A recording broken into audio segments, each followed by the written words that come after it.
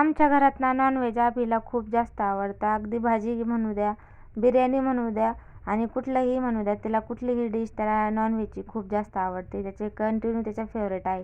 तर चला म्हटलं आज त्याच्यासाठी ना छान अशी चिकनची भाजी बनवूया. तो स्कूलला गेला होता, तर म्हटलं तो स्कूलवरून येईपर्यंत ना इथं छान अशी भाजी बनवून ठेवूया, जो की तो पण बघून खुश होईल. मग छान असं आहे ना, मी चिकन स्वच्छ धुवून काढलं, शिजत घातलं. त्यानंतर ना लगेच मसाल्याची तयारी केली. यात मसाला वगैरे सगळा भाजून घेतला, त्याला मिक्सरला बारीक करून घेतलं. कढईमध्ये ना लगेच त्याला छान अशी फोडणी दिली. चिकन मसाला घातला आणि शिजलेलं जे चिकन होतं ना त्यामध्ये घालून घेतलं.